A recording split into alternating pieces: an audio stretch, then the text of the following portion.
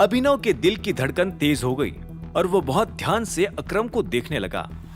अकरम अभिनव को जो दिखाने की कोशिश कर रहा था वो अभिनव ने अब से पहले कभी ना तो देखा था और ना ही उसके बारे में सोचा था। उसने अभी तक तो लक्ष्य की बातों पर विश्वास कर लिया था, लेकिन अगर लक्ष्य सच में जासूस होगा तो अब आगे क्या होने वाला था? क्या सच में अरबाज अभिनव के लिए कोई जाल बिछा रहा था? क्या अभिनव अरबाज के जाल में फंस जाएगा? और क्या होगा जब दिक्पाल को टाइगर के बारे में वो जानकारी मिलेगी जिसका वो बेसब्री से इंतजार कर रहा है? इन सभी सवालों के जवाब जानने के लिए सुनते रहिए आगे। उधर जब अभिनव अकरम के घर में लक्ष्य के बारे में बात कर रहा था, तब इधर अनन्या भी परेशान सी बैठी हुई थी। उसे समझ नहीं आ रहा था कि उसे क्या करना चाहिए। अभिनव की बातें रह रहकर उसके कानों में गूंज रही थी। हालांकि उसकी नजर में अभिनव की कोई वैल्यू नहीं थी, लेकिन अभिनव की कई बातें उसके दिमाग का पीछा छोड़ने का नाम ही नहीं ले रही थी। वो जानती थी कि वो अकेली ही प्रोटॉन वाली डील को संभाल सकती थी, फिर भी उसके दादा सनी को उसके साथ रखने पर इतना जोर क्यों दे रहे थे? जब अनन्या को कुछ समझ नहीं आया तो उसने गहरी सांस ली और सनी की तरफ देखा जो प्रोटॉन वाले लोगों से कुछ बात कर रहा था।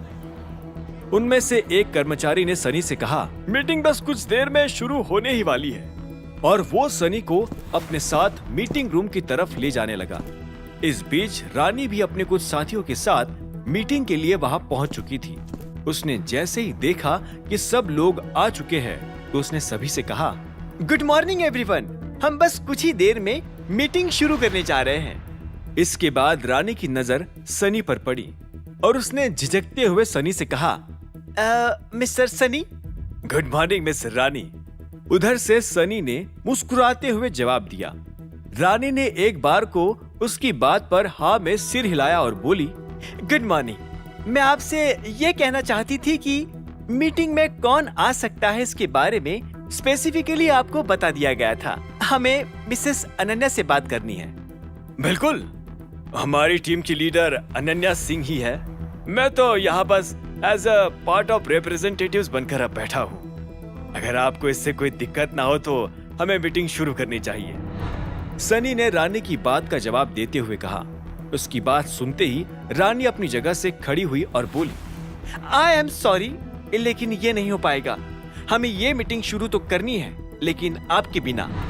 रानी की ये बात सुनकर सनी के होश उड़ गए और उसने कहा, क्या? हाँ, आपको ये मीटिंग छोड़कर जाना पड़ेगा। रानी ने साफ शब्दों में सनी के सामने अपनी बात रखते हुए कहा। सनी हैरानी भरी नजरों से रानी को देख रहा था। इतने में अनन्या ने अपनी जगह से खड़े होकर कहा, यह सब क्या चल रहा है? सनी हमारी टीम का एक इम्पोर्टेंट हिस्सा है, इसे मीटिंग से उठकर जाने की क्या जरूरत है? भले ही अनन्या को सनी पसंद नहीं था, लेकिन वो अपनी नजर के सामने किसी के साथ अन्याय होते हुए नहीं देख सकती थी। वैसे भी सनी उसकी टीम का हिस्सा था और अपनी टीम मेंबर को डिफेंड करना अनन्या की जिम्मेदारी थी।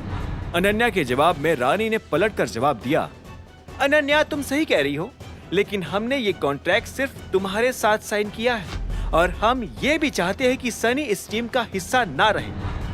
अब इससे पहले कि अनन्या आगे कुछ कह पाती, सनी अनन्या की तरफ पलटा और उससे गुस्से से घूरते हुए बोला, ये सब तुम्हारा किया धरा है ना?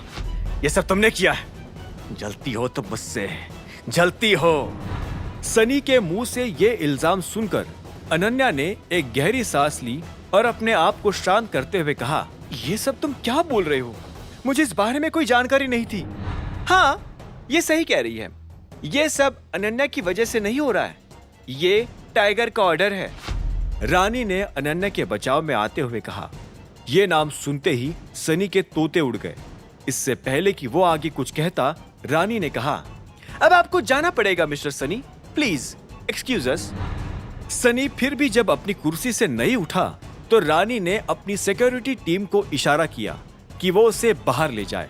आगे की कहानी जानने के लिए देखें अगला एपिसोड सिर्फ पॉकेट एफएम के यूट्यूब चैनल पर, और द रिटर्न ऑफ टाइगर के सारे एपिसोड्स को सुनने के लिए डिस्क्रिप्शन में दी लिंक से डाउनलोड करें पॉकेट एफएम ऐप।